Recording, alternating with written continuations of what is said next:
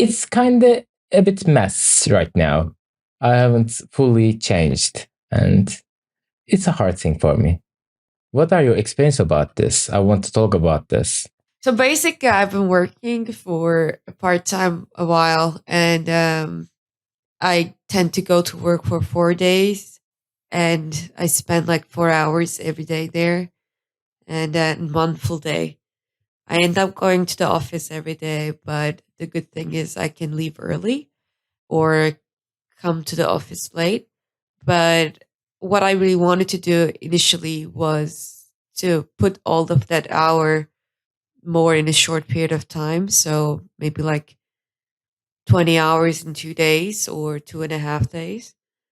But that wasn't really possible. And my like HR team and the management team decided that it would be better for me to come to the office regularly and less, rather than less. And yeah, that was my current setup. It will also might change, but overall, I do enjoy 20 hours of working, but it's not enough money. Sure, it So is. yeah, so I want to work more because I need more money. You know why? Um, but I do enjoy the 20 hours too.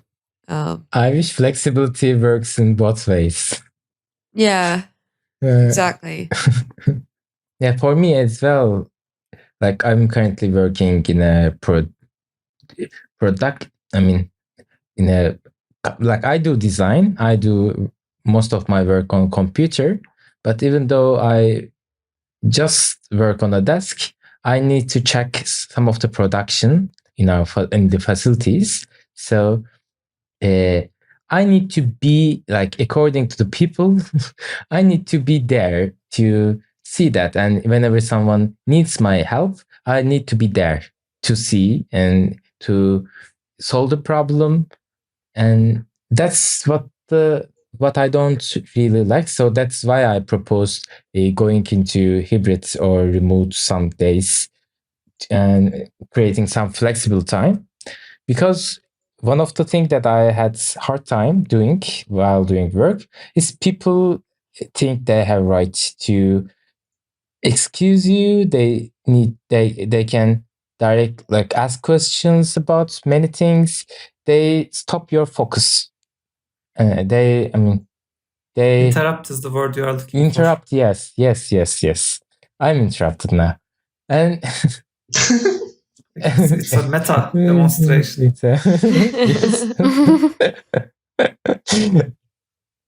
And the problem is like I want to focus on, and I'm having hard time to focus on something. I have a mild case of ADHD in a way, and I want my time. I really want to organize my time to finish the work that I need to do. So that's like I want to work more, most of, and I can't do that in an office setting. I think there's a bit of a discrepancy. So I'd like you to elaborate on that. When you say you want to work more, what you may be meaning two things. One thing is you may be saying, I want to spend more hours in the workplace. And the other thing is, I want to spend the hours I spend on the workplace more efficiently. Which of these two problems are you referring to? Actually, I want to finish my work more efficiently. I want to finish more work this way. And if I can manage my time better, I can finish more work. That's the thing I'm kind of saying. And the other thing that with the other problem with the not remote jobs, I mean on-site jobs, actually, with the terms of LinkedIn, and you need to commute, and it takes time.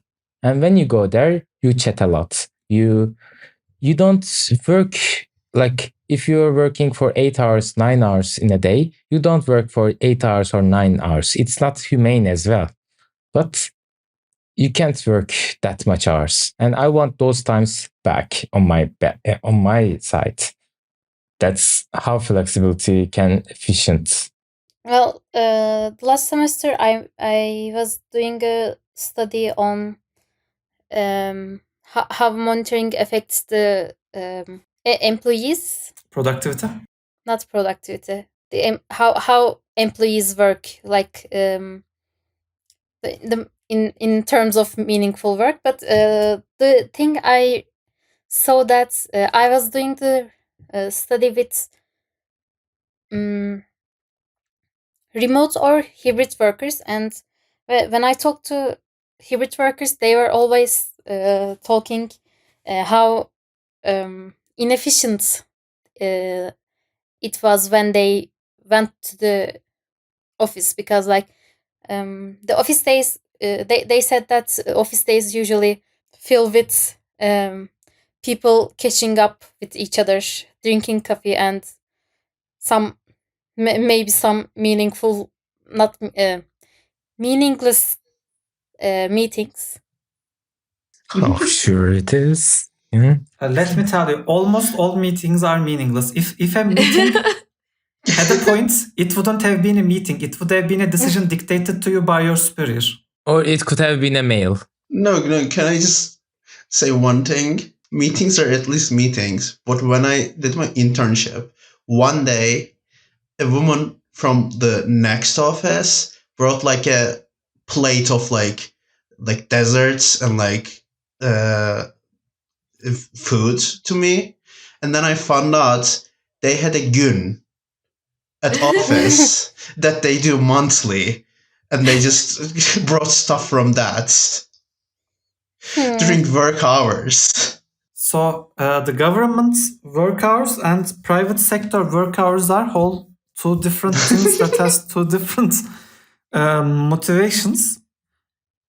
So I want to talk a bit about why having a hybrid work, and like I want to talk a bit about hybrid working hours thing, because I am positive that if I spent 3 days working from home with my computer and 2 days in the office would be very unproductive, because you would need to go to the office, you need to set up your computer because you have a single work computer, you would be moving it around.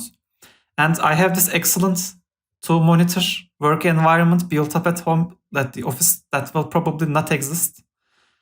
And what you say makes, I mean, it can happen. I'm not saying it won't happen. What I'm saying is it probably would. Like, even changing a keyboard takes some adjusting to do. Even changing the seat height has some, like, it's like imagine you have 2 cars. One is manual and one is automatic, and you switch between them at weekly intervals. Your driving would be a mess. Can I just say one thing? That fun thing. Of course. That's currently I don't have a work computer at home, so I'm using my own computer, which is a Mac, and I use a Windows computers on work. So just think about this.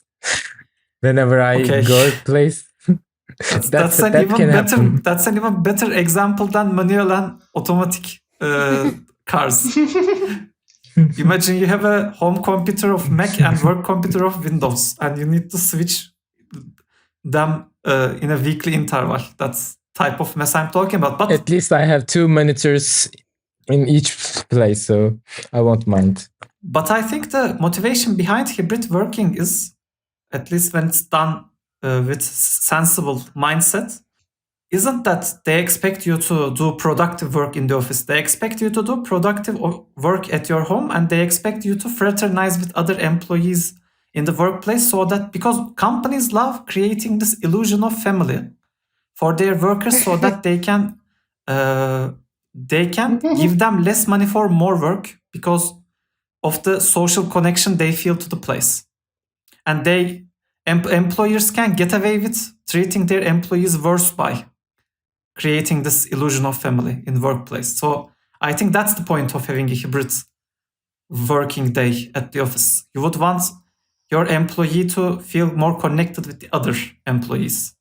So the question that I wanted to ask was, you in a place where you spend time a lot, like in an office environment, especially not remote working, but just office environment. It is, I think, natural to build social relationship with the people around you, even if the company promotes it or not. Like I'm sitting next to that person every day for a certain period of time. It's by nature you started to kind of build some sort of a relationship and connection because Okay. I think like the connection part is not the main problem here. I think the connection and building relationship is actually the solution in a way, or some sort of like a coping mechanism, or kind of making this period more basically social and passable, or I don't know, like fulfilling in some way, in some form. Because working, when you do work, it's with people. And when you work with people for a certain, I'm saying like it's by default will happen.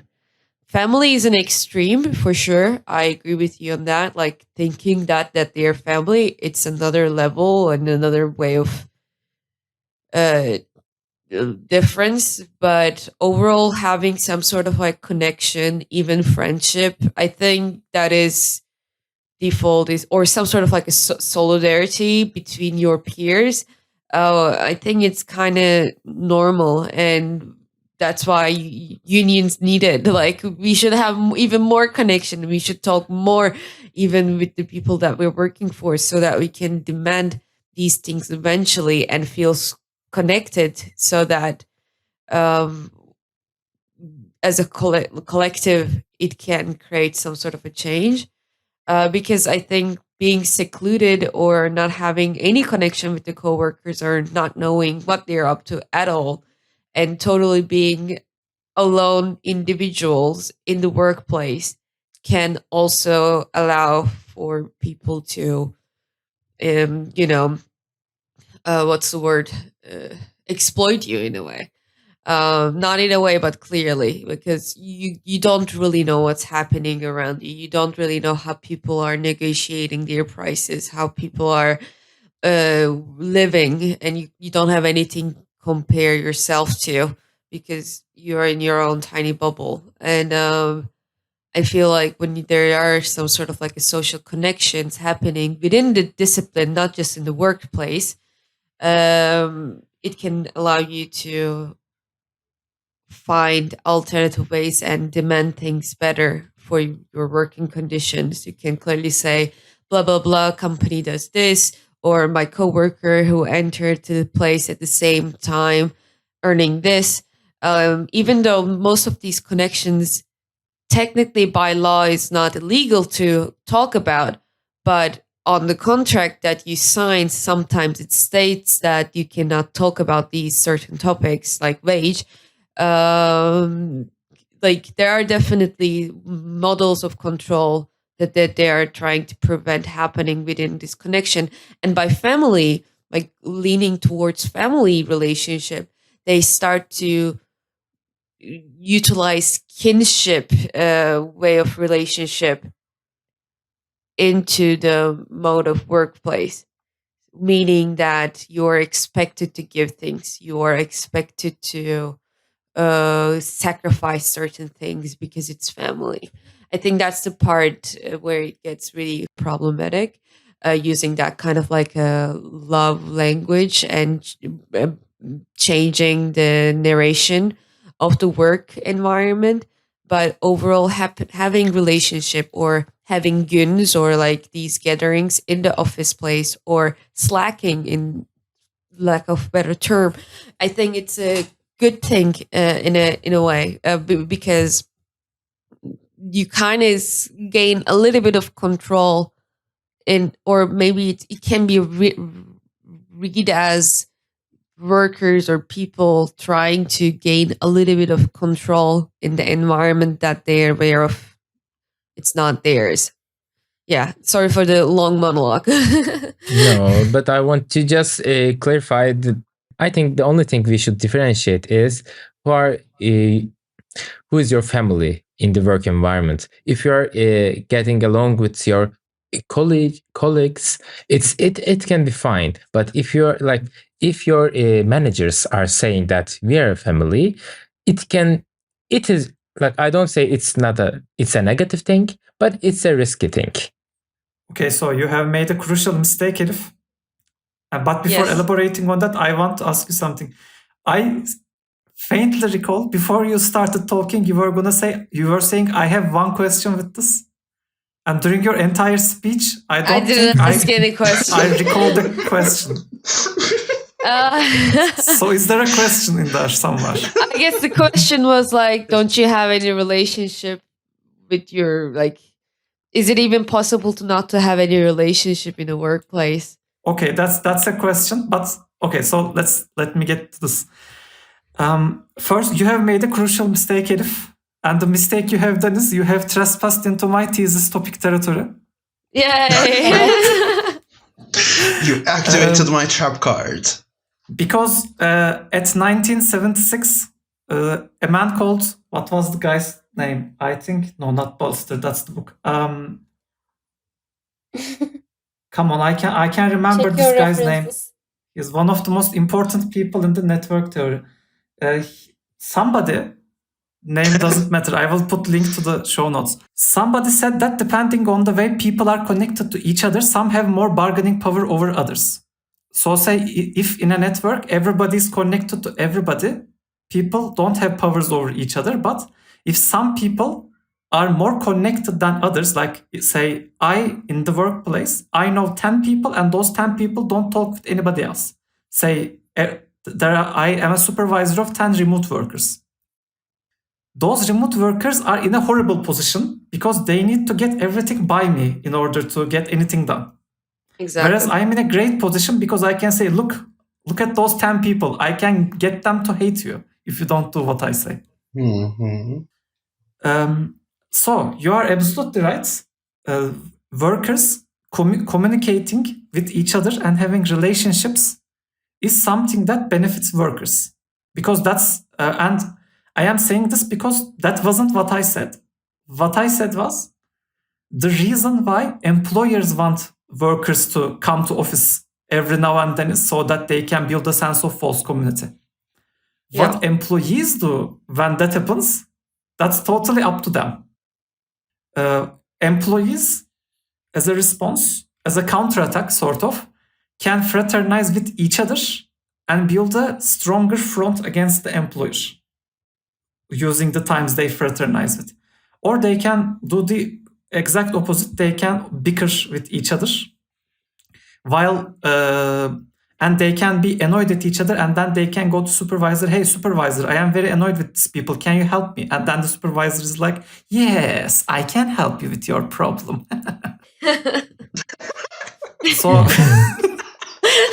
So my point is, my point wasn't that workers shouldn't have relationships with each other. My point was that employees want workers to come to the office every now and then so that they can exploit them better. Whether they are right or wrong totally depends on the type of employees they are working with. Can I also add another thing?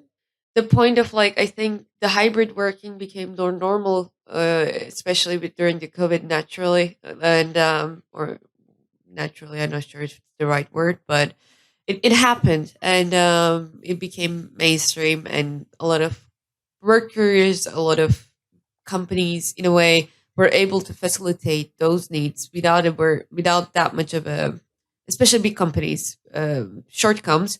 They were able to facilitate those needs, and things were able to move on, and some people were still able to get paid. And I think the biggest problem right now, those spaces, office spaces, are still there. They still pay rent. There are still a lot of things have been invested on them, and they are still trying to invest more things into the office space to make it like Google headquarters. We have a slide. Wow.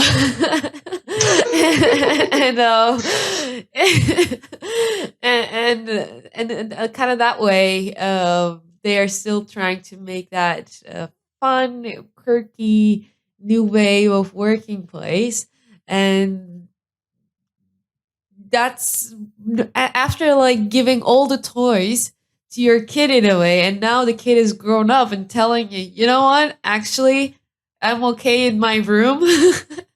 I don't want to come out and play. I think that's kind of where the main problem starts to happen, like, because they want that facade so that they can show it to investors, so that people can come in from the outside and see that things are actually happening. And when you people are actually working remotely or not really at the office, you have people not working and you don't see people actually working, right? You don't see people on their desk doing something. You just see an empty space, and that worries you. I think what you said in a way, Can Deniz, is totally correct, that like having them in there in a way, it's kind of like a hoarding workers in a one tiny space is one way to kind of feel like, yeah, things are moving, because look at those old people came here and doing things. You don't know what they're doing, but they're here. I have to cut in and say one thing. This year, Google has decided to cut down some of its perks. They are no longer offering free snacks or other foods and some other perks anymore. I just wanted to. I just find it funny. Like, you can't have lunch at office. You can't have lunch. Like, you can't. You shouldn't have lunch in office. Like, it's not sanitary. There is like the smell.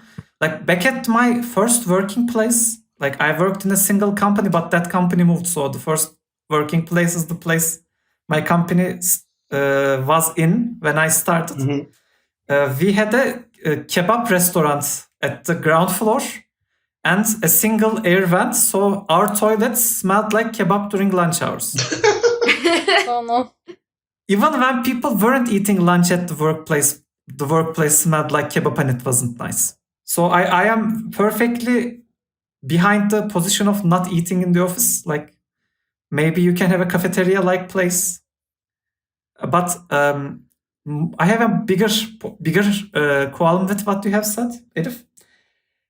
I see this image of a evil, nefarious capitalist person who takes some sort of special kick from seeing his workers working in the same room with him. I don't think that's an accurate depiction. I don't agree with this notion. I don't think the people who want to get people in the offices or the people who want to get people out of offices are necessarily doing it in order to get some kick. I think there are some really mathematical calculations behind those decisions. Like whether they work or not. I think these aren't decisions taken on whim and personal arrogance. I think these are decisions that are very calculated and very mechanical. Like, I can totally understand why an 18th century industrialist or a 19th century industrialist would want more workers in his factory for longer hours. Because the amount of production workers produce does not depend on the hour itself, and labor is cheaper due to mechanization. Like, you can say you can work for 10 hours and produce 10 amount of goods. And if you work for 6 hours, you will produce 6 amount of goods. And if you don't want to work here, you can go and somebody else can come. I don't think that's evil either. I think these are just people responding to the incentive structures. But another thing I want to say is Google is a bad example. Google is a very famous, top of the line working place. Most people don't work on Google. Like the plurality of people, vast majority of people, in fact, don't work on Google. And the type of place that an average person would work on, average white-collar person would work on, is probably run by a middle manager who has some notion of how a company should be run. And this notion includes that people should be sitting in front of their computer all day. People should be having this amount of coffee breaks or this amount of toilet breaks. But what are those people doing in front of their computers? Are they entering Twitter? I don't know. I don't care. That's the type of place people usually work in. And that's how guns happen. Because people are given work that they can do in maybe 2 or 3 hours, but they're expected to sit in front of their computers for 9 hours. So what will they do with the rest of those 7 hours? That's where guns come from. By the way, should we explain what a gun is? I think we should. I feel like maybe we could. I think we might have once, but we can still explain it now. Okay. So, is anyone going to explain it? Gün is when each participant is expected to bring a certain amount of food and people socialize while eating. Yes. Yeah.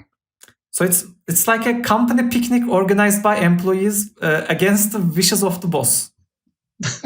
Well, it's not an employee thing, but yeah, it's like usually no, but it's an employee thing because think about it. It is commonly done by women who are housewives. Exactly. Housewives are the employees, husbands are the bosses, and guns are made against the explicit desires of the employers who are the husbands. In fact, usually when housewives organize a gün, they throw the husband out of the house. Guns are a union of emotional labor. Yes. Guns are the thing that most resembles socialism in Turkish working environments. I think like the American like equivalent could be like Tupperware meetings, I think. And that was happening back in the day. Yeah, that also happened. Yeah. That also happened here in Guns. So sometimes people do want to tell you some like MLM schemes or like, have you considered joining Avon? Whew. Lots of those. So, yeah. The only company earns from this, they make money out of this is Tupperware then. It all goes up to there, right? Mr. Pinelli, is there something you want to share with your friends? Well, I guess this is not common known here, right? So my mom is a Tupperware distributor.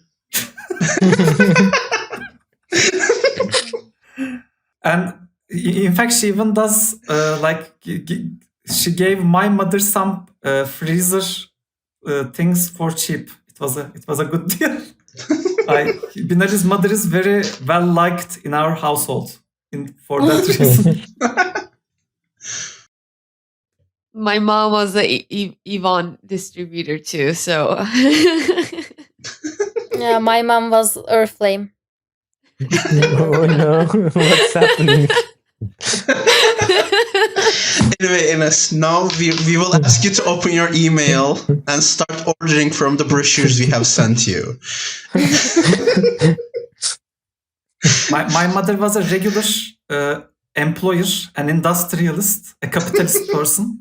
My mother was a type of person who exploited people's labors in order to future her interests. So like, shame on you for not being that, I guess. With your mothers. Yeah. I just want to say, like, because we've been talking about this, like, companies wanting to, like, make a family environment at the office, etc. And I just want to say, like, jokes on them. I don't even like my own family. Like, yeah, I wanted to say that too. They ask, it is because people in Turkey, I mean, I guess it's in the US too, but I think this is also true for US, because in US and in Turkey too, a family is considered to be a very important facet of your social life. Like, I don't think this is the case in Europe. In Northern Europe. I guess Mediterranean people are like us in that regard. Family ties are very important in Turkey. And in Turkey, if somebody considers you their family, that's a very, like, not only high praise, but they would do things that would defy rationality for you. It is the under situation. So, and also in Turkey, family establishments are very common, like family-owned companies. It's the most common. Like the father is behind the counter, mother is cooking in the background, and That is true. kids are serving food. These kinds of restaurants and other different establishments are very common. Actually, there's a reason for that. I mean, there's a proposed reason for that. It isn't something scientifically proven, but people think this is because Turkish people are very difficult to get along with. So the partnerships built on not family ties get broken, and partnerships built on family ties remain. I see. Exactly. But I think it's on the contrary. Yes, I was gonna say that during my what was it called? Entrepreneurship course. One of my entrepreneurship courses. It was noted that while it seems like family establishments last longer, they most of them definitely break up when a family member passes away, or When the main person. when there's a small problem, it crumbles more easily than other kinds Fighting of over the wealth. establishments. Yes. I have an alternative proposal for you, Can Deniz, by the way. Well, alternative like explanation for you. I think a lot of it also comes from, oh, you have this kebab place. Our Yan has no job. Let him clean the tables for you. Come on. You're connected by blood. Come on. Oh yes, that's a thing that totally happens in Turkey.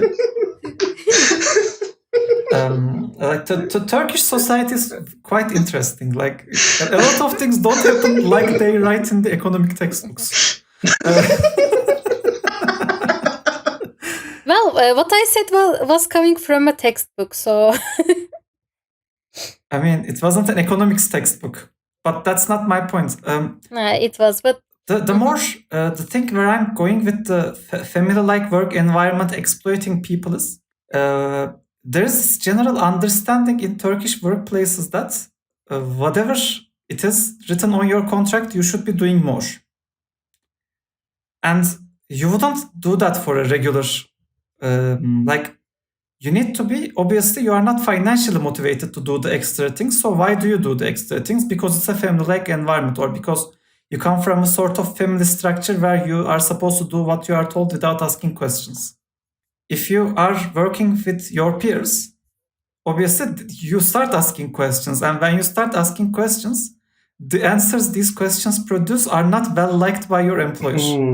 So they are they are inclined to make you feel like you aren't in a position to ask questions at all, which is a family in Turkey. I think that's also a very Turkish thing, yes. That like you are not supposed to question your family, especially your elders thing, because that's not as much of a thing as like in Europe or in America, especially. No, I think in US it's like US in terms of family hierarchy is more similar to us than to Europe. I'm sorry, US people. I really didn't want this to fall on you, but I am merely a spokesperson for science. I am not producing it. But also I want to say my family in particular isn't like that. In my family, I do question things, and it is generally expected that family members should be questioning things. In the internal family, not with my grandparents. With my grandparents, it's a whole other story. But my mother often laments that if she has produced me as a more obedient person, I would be creating less headaches.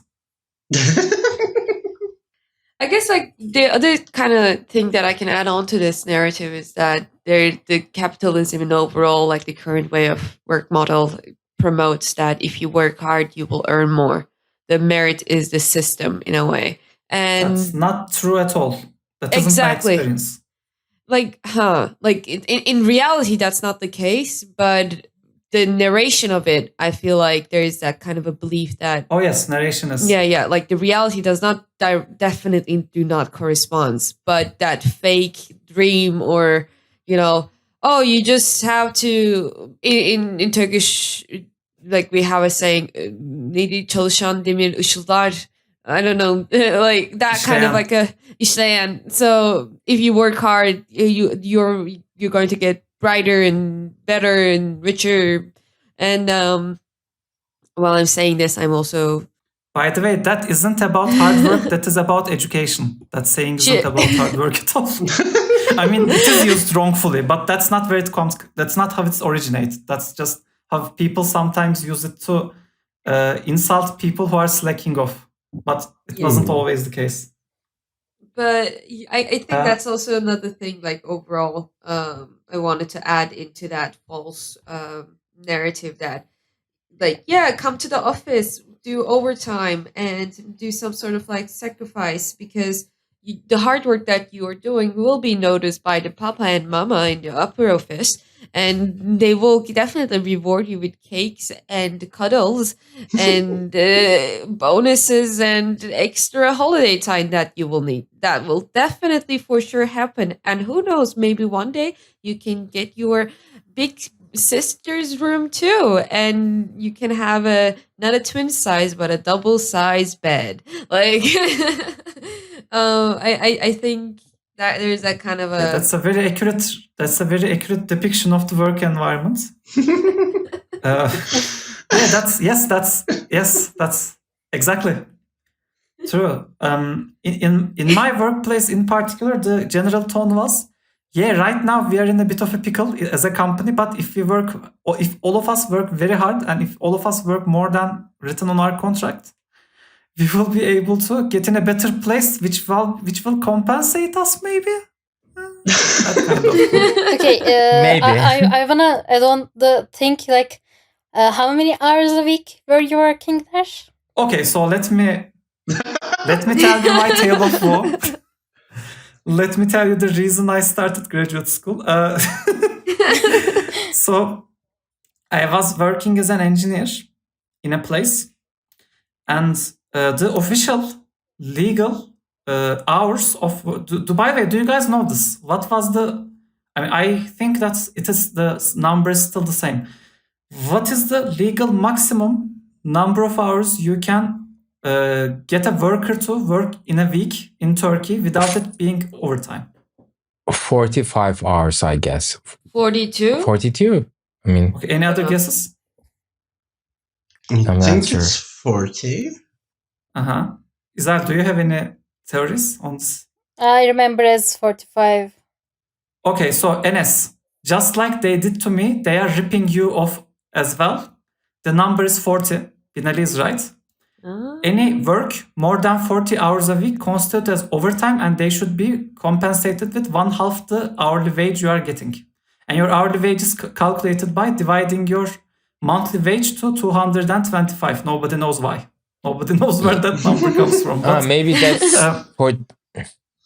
Also, like if you work on Sundays, for example, you earn double of that amount. First of all, you can't work on Sundays in Turkey. In Turkey, legally, first of all, your regular working schedule cannot be Sunday, even though most people do it. There is no way that your employer demand you to work on Sunday involuntarily. Mm-hmm. That's strictly illegal, even though most people do it. And if you do work on Sundays, it says it is double wage overtime. If you work on Saturdays it's 1/2. And if you work regular overtime... Also in holidays, common holidays, religious holidays, that's also double 2 times. But technical part is maybe not very interesting for our audience. But what I'm coming at is 40 is the legal limit. The place I worked, and most places, do 45 hours work weeks without compensating their workers for the extra 5 hours in an illegal way. Like, it's a very legally questionable thing. It is 40, 45. 40 is the legal limit, 45 is the de facto limit, and I worked a 45 hours place. But are you including the lunch times or... Oh. No, I am not including the lunch time. When you divide 45 by 5, you get 9. And what happened was, there was 1 hour lunch break, and I spent 10 hours each day in the working place. Jeez. Okay. One of those hours was You know, and they also expected him to come to work. I am on gonna get there Saturdays. later. Okay, sorry. 1 hour of lunchtime, and during my entire working life, I always thought I should be able to cancel lunch for myself. I don't do lunch. I do breakfast and dinner. I don't do lunch. But that's irrelevant. What is relevant is I always wanted to say that I don't want a lunch break. I want to work for 9 hours straight and then go home 1 hour early. I always wanted that, but that was never allowed. Or I wanted to say like one day I work 12 hours, one day I work for less, for 8 hours. Mhm. Exactly. That kind of compensation, which was also never allowed.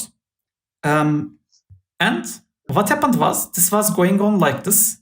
This situation was going on like this. And then one day we were called into a meeting, and the boss man basically said, we aren't doing as much as we think we should be doing. Obviously, the logical thing to do here would be hiring new people, but we are not doing that. He didn't say that, but that's what he should have done. What he should have done was hiring more people.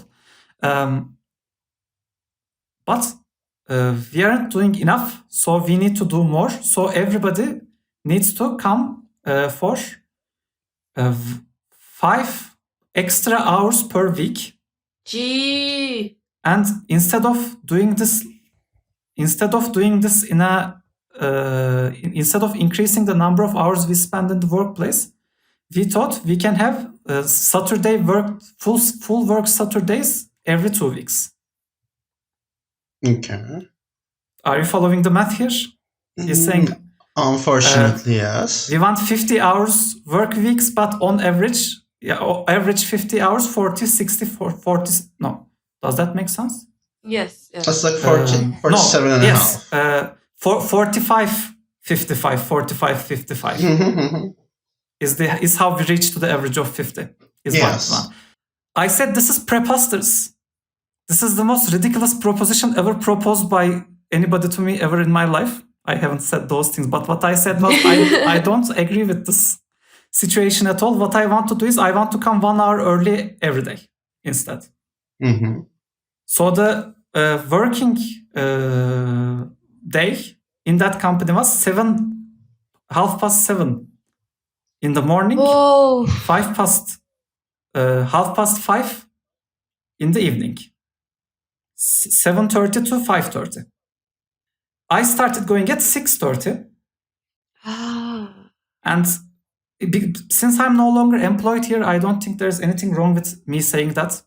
I'm going to tell a little story afterwards about this. That 1 hour was the best 1 hour of my day because nobody was around. It was silence. There was no traffic. I loved that 1 hour. It was brilliant. I really loved it. And yeah, that was the type of working hours that I was dealing with in my previous working place. It was 45 is the legal limit. For the last 6 months, I was forced to work for 50 for a while. Then I said, this is such a stupid idea that what little productivity I have left in me is being drained by this stupid thing. So they actually cutted my 5 hours off. I went back to 45, but by then I already hated the place too much. Mm-hmm. And then I quit it a bit later for different reasons. But not different reasons per se, but similar reasons. So yeah, that's my tale of woe. That's my tale of woe. What I suggest to people is, even though this is not the topic at all, and this was 3 years ago, what I suggest to people is, if you are working in a place, never make the assumption that even though this place is not very nice right now, the boss people, the employers seem like intelligent, forward-looking people, so the conditions will improve. Conditions will not improve. And even if they do, it's purely by chance. You shouldn't rely on conditions improving when you are getting in a job. You should assume that the conditions you are dealt with is slightly better than the conditions you are going to be facing for the next 1 or 2 years. And then you should decide if you're okay with that. Mm-hmm. Like, for instance, I was in this work like what's it called? Job application? I was in this job application meeting the other, like 3 months ago. And I asked about their overtime policy, and I said, we don't have overtime. Like we don't pay extra for overtime, but we are paying people competitively so that overtime money isn't important. And that was immediately a red flag for me, because I knew right away that these people want to exploit me. Yeah. Yeah. Overtime doesn't matter. Okay. Overtime, I'm not saying that overtime is a bad thing categorically, by the way. I am okay with overtime as long as you are compensated. Yeah. And there is a logical reasoning behind it. I don't want logical reasoning to be, I decided that we work for 5 more hours for the next indefinite time. That's not a logical reasoning. The logical reasoning is we are launching a product, therefore there's extra work. The people whose job it is to assign works has screwed up. They are bad at their jobs, and these things should be done last minute, so we are doing overtime. I'm okay with this. I am not okay with overtime as a culture. Yeah. I mean, that's the thing, like not having an extra overtime screams that they're just going to exploit that overtime policy. Yeah, indeed. So let me ask you, after my long and tale of woe, what do you think is an ideal amount of hours should be in a work week? Should I phrase it again? I don't think I asked this very well. Yeah. Like, what's your dream? How many hours of work do you do in your dream week? And by the way, I say dream week, but don't be like, I want 3 minutes of work and then going back to home. Let's try to remain in the reasonable country. Like, I was gonna say too. I don't dream of labor. You are expected to perform a work that would actually produce value to the company in those number of hours. Okay. Well, I'm thinking. And this is heartbroken. Yes. I was gonna say 2 hours. Okay. Okay, listen.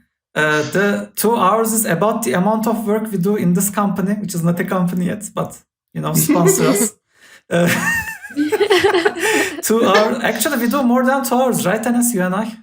Yeah. We carry the slackership of other people. You and I. Even for your hobby, you do more than 2 hours. You are in a terrible place. Okay, but we can start with Enes. Enes, what is your dream week? I was going to say 20 hours will be enough, I guess. Like if you divide it, like most of the people work like 4 hours a day, so it makes sense. Like I will only work on mornings and chill the rest of the day. And I will be more effective though.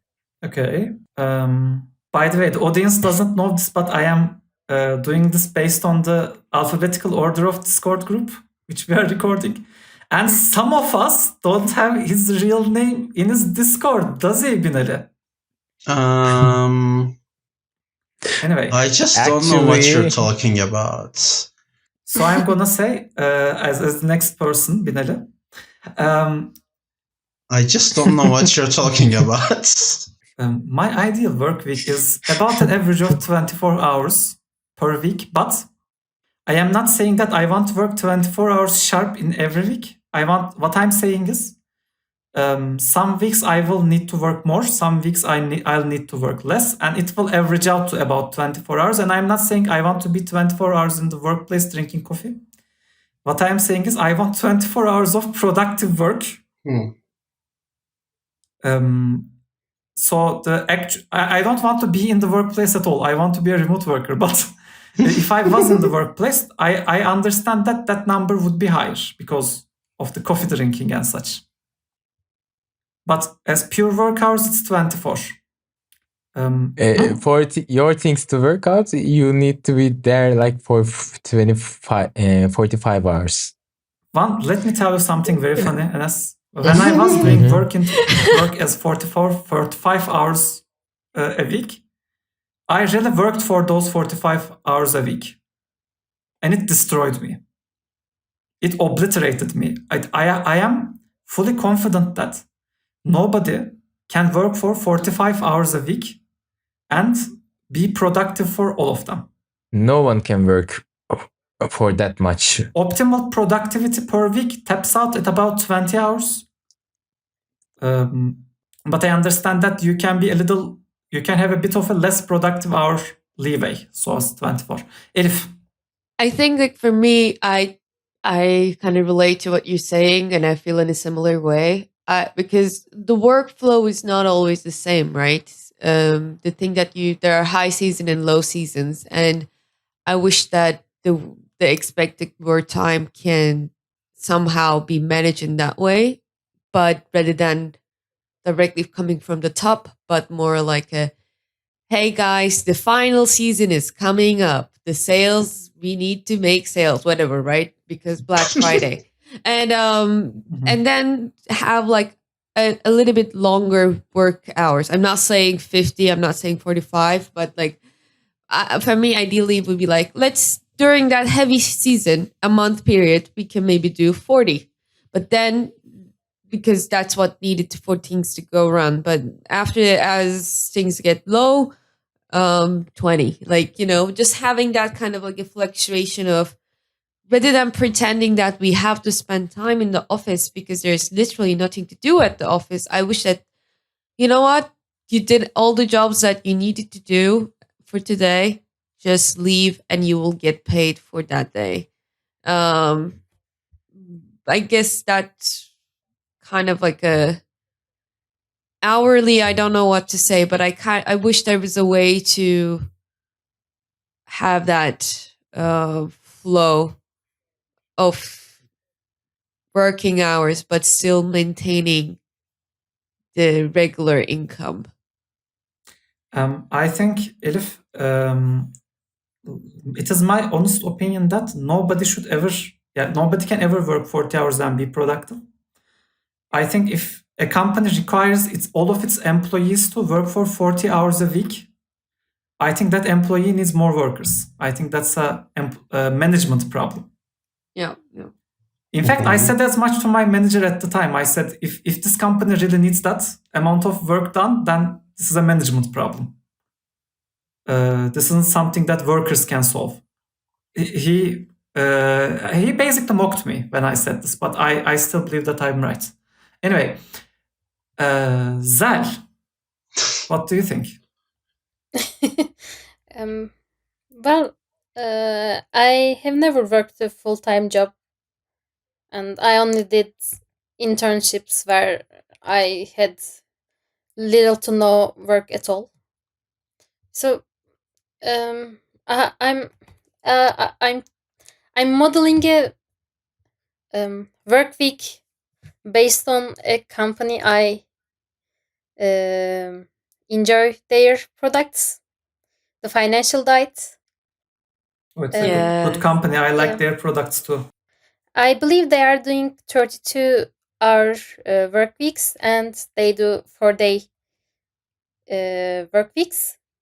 And I might be confusing with some other company policy, but I remember something like you can do a 4-day week, or you can do 3 full 2 half days, depending on the week you're having. And I think that would work for me real nicely. Exactly. Yeah. Sounds like a dream. Okay, and finally, Zinele. I mean, I think work week also depends a lot on like what profession you're in, because not every profession has the same amount of like mental work or like physical work that go into it. I think for myself, like ideally, I would rather work at a translation bureau, and I think for me, 30 hours a week would work. But again, like I'll be repeating your sentiments, like all of your sentiments, in that I would rather wish I had the freedom to like distribute that 30 hours within the week, because sometimes you're on a document, you're just zooming through, you're doing your research, you have that like energy to go through an entire thing and maybe work even like more than like 8 hours a day. And sometimes you just don't even have the energy to go through like a 4-hour work schedule. But I think 30 hours a week is something I could do and still be like productive in all that hours. I also would really like the opportunity to work less for less money. Like Yeah. I want to be able to say, this is my hourly wage, and I make X amount of money if I work for 5 days. I want to work 4 days and get 0.8 amount of that money. I think that's the most that's what I most want from an employer: the ability to work less for less money.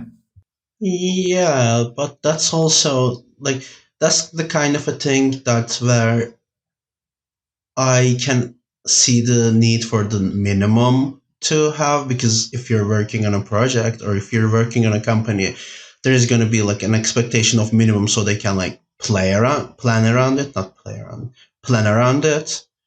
So that's a bit of a harder sell that I can say, but that would be a good comfort too. I agree. I mean, no, but it's already a thing that exists though, because what essentially happens is you have the ability to work from 40 to up to 80 hours a week.